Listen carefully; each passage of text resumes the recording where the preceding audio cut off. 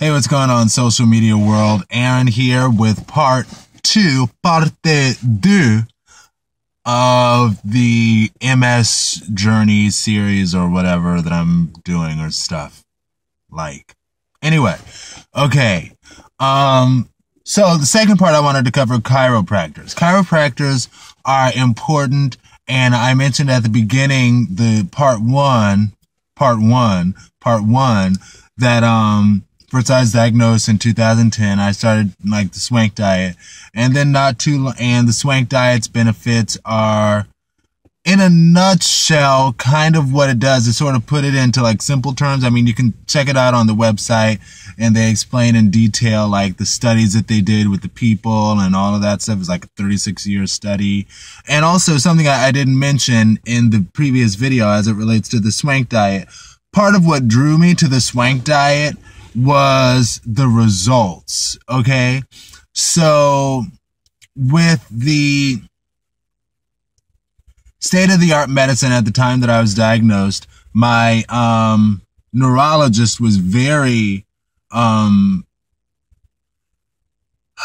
think, okay, and I don't think it's in a malicious way, but I think a lot of times doctors are deliberately very negative when it comes to giving people the MS diagnosis. And, you know, it sort of is what it is, I guess. You know, if you want to really encourage people to take that medicine, then, you know, to give them very bad doom and gloom stories is one great way to really encourage them to take that medicine. But anyway, so she was talking about MS medicine at the time I was diagnosed, and she was like, honestly, and this is what she said, and I'm quoting, I'm paraphrasing, because I don't know the exact word, whatever. I'm basically quoting. So she said that she believes wholeheartedly that they will find a cure for AIDS before they find a cure for MS. And I was like, wow, you know, like that really struck me. And she also was saying, you know, well, you know, the medicine is out and it's effective, but honestly, and I appreciate her honesty in this. She's like, honestly, we, the neurological community, don't really know a whole lot about MS as far as why it happens and stuff like that. But she's like, the best state-of-the-art medicine should reduce your relapses by about 30%. And I was like, 30%, okay, that doesn't sound particularly effective. But 30%, okay. But the numbers for the swank diet, they were talking about, why is this? Okay. Sorry, message on my screen. But the numbers for the swank diet, like they're talking about the people who follow the swank diet from the beginning as close to diagnosis as possible, like their relapse reduction, because, you know, MS, it's a relapsing remitting thing that people go through. At least that's how it's classified. But their relapse reduction was by 90%. So I was like, wow, you know, the swank diet has some stuff going on, you know. It is important to follow it as soon as possible. So anyway, this video was, so I wanted to sort of sum that up. How many minutes? So it took 3 minutes of the next video to sum that up, but it is what it is. But check out the swank diet, swankmsdiet.org. swankmsdiet.org. That's the website. Check it out, y'all. Peep it out. Anyway, okay. So I also go to a chiropractor, and I'm not sure exactly what led me to go to the chiropractor. I think it's related to the fact that when I finished that battery of tests, those tests, you know, the lumbar puncture, I don't think it's classified as a lumbar puncture anymore, but whatever it is, it is a lumbar puncture, but I think they call it something else.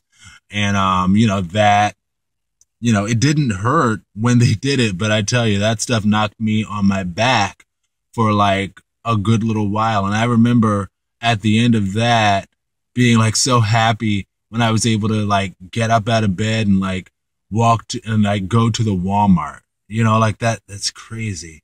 But anyway, you know, I went, you know, did the lumbar puncture, all of that stuff.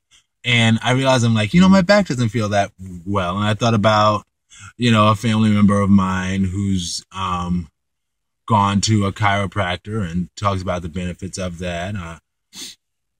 And I was like, well, maybe I should go to a chiropractor. So I started looking them up, and I went to a chiropractor. And fortunately, another blessing, the first chiropractor that I went to was actually a chiropractor who has experience working with people with MS. Not only that, but he's a chiropractor who has gone to like forums and meetings and stuff like that on MS as it relates to the chiropractic community. And one thing that they found, as I sort of touched upon in the previous video, was the fact that most people diagnosed with MS sort of have a backwards S shape to their neck, while like a non-MS having person's neck would be shaped like this, I think it is. Person with MS is sort of shaped like that. And I know I'm not saying that everybody who has, and nor is he saying that, I'm pretty sure. I'm not saying that everyone who has the backwards S shaped to their neck has MS, but that can cause issues. So part of what he was sort of working on with me, and I should really go back to him, after I moved from where I lived in Laurel, I kind of stopped because, I don't know, it's just a lot. This is the personal story too, y'all. So I'm sharing some of that. Here's the camera. But anyway, but he actually had tools to sort of slowly in time sort of stretch the neck in place. And because it was found that getting the neck in the right positioning also has the ability to reduce relapses for MS. And other doctors do not always medical doctors are not always in favor of chiropractic work. Like one thing I found interesting, I remember I was watching an episode of Family Guy, which is very funny, Seth MacFarlane, I mean, come on. But like they were joking about chiropractors being, it was like, hey, come up and get your chiropractic degree. You get a chiropractic degree. Come on here, you're a chiropractor, and I'm not sure exactly what the requirements are. I know that my chiropractors that I've gone to are actual medical doctors who've gone to school, but it is what it is. I don't know the requirements, but I thought it was interesting that they sort of marginalize the chiropractic profession, which actually really does have real, genuine benefits outside of prescribing people really expensive medicine that you can charge really insane amounts of money for. But so anyway, I started going to a chiropractor. And he was telling me that information about the neck. Chiropractors are also very knowledgeable about a lot of stuff. Because again, like I even put on my Instagram at AOCM01. Feel free to check it out. I even put on my Instagram the fact that at my current chiropractor that I go to, he has a plaque on the wall talking about the fact that chiropractor's goal is to sort of help the body heal itself, because the belief is that the body can heal itself. And I understand how from a very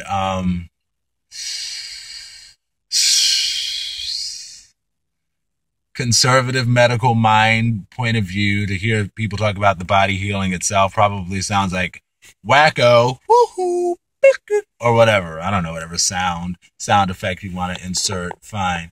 But so I understand how people can sort of receive it sort of negatively, and it can be sort of fun to make fun of it. It's not fun to make fun of it, but I'm saying that I understand where people come from, from a closed-minded point of view. But I see a chiropractor. He's very helpful. And the plaque that he had was basically, like I said, just talking about helping the human body heal itself. That's the goal of the chiropractor. And also, one of the things that my other chiropractor recommended from before, my first chiropractor, talked about sleep patterns. And I found this really interesting. And he was just saying, and maybe you can find some stuff online, because honestly, I haven't looked it up myself. I only had the conversation with him. But he was talking about how the human mind, when you go to sleep, you sleep in 3 different levels. And that sort of made sense to me because I read some book years, like I'm really good at like starting a book and not finishing it. Well, definitely when I was a kid. I'm a little bit better now. But when I was a kid, I loved to like pick up, ooh, this is going to be fun, you know, and read it for a little bit and then be like, oh, okay. But anyway, so I was reading a book on the brain patterns. I think it was called what? Silva something mind control. Basically just talking about, you know, controlling your own mind or something. And it mentioned the 3 levels of consciousness.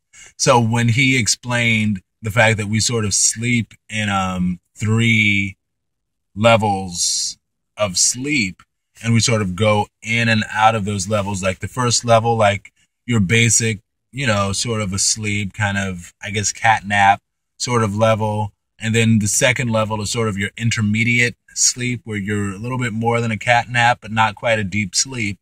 And the third level is, you know, deep sleep, you know? And he was saying that it's good and that those sleep patterns generally fall around 30 minutes per level per person. So the first 30 minutes, the first level, second 30 minutes, intermediate, third 30 minutes, deep sleep. And then the next 30 minutes, you're back to the top level. So it's good to wake up in that top level within that first 30-minute realm. So, you know, an hour and a half to wake up after an hour and a half, or 3 hours, wake up after 3 hours, or 6 hours, wake up after 6 hours. And it's good to get like 8 hours of sleep or more per night to be as productive as possible. So that would be what, 6 hours, 7.5, 8, and 9. So like 9 hours is probably reasonable if you can. 7.5 is generally, I try to give myself a bare minimum of 7 hours of sleep a day. I need to get back in the habit of at least getting 7.5. Like trying that's really important with health. Because I'm not going to lie, as I mentioned in the previous videos, like when I get on a good sleep pattern, like consistently, I feel like way better. Because and this is something the chiropractor said also, when you sleep, that's when your body like heals itself the most, you know, because you're just there, you're sleeping, your mind has a chance to sort of relax and sort of do things to like help it get better or whatever.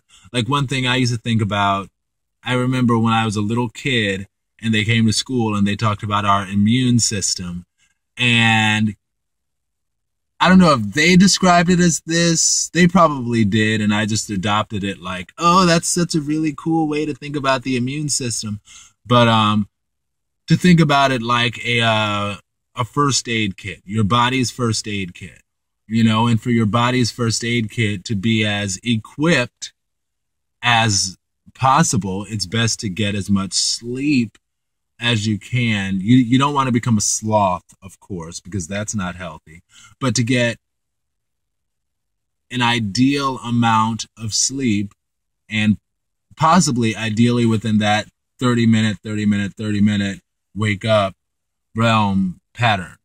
Not to say wake up every hour and a half, but to say when you wake up, set yourself to get up within the light 30-minute sleep. Like, for example, even today when I got up, I'm like, I got up around 7:30, but I don't know, I didn't feel like I wanted to get up, even though my mind like felt awake. I was just like, I would shortchange myself if I don't get up at 8 o'clock. But at 8 o'clock, I sort of felt more groggy, and I probably would have been more up if I got up at 7 o'clock, 7:30. Because I think that was, for when I went to bed, that was the 7.5 hours. That's right, 6, 7, 7.5. Yep, that was the 7.5 hours right there. So that means when I got up to use the bathroom at 7 o'clock, 7:30 rather, I really shoulda, woulda, coulda just got up for the rest of the day at that point. And also, another point, I know I'm just sort of going on and on and on, but this video will be shorter than yesterday. I promise it'll be shorter. Yoga is good. You know, that helps put the mind at peace. Meditation is very good. That helps put the mind at peace so the mind and body can heal itself. Again, I understand how some people could be like, oh, you know, this is some wacko, you know, quack, you know, stuff to talk about the mind healing itself.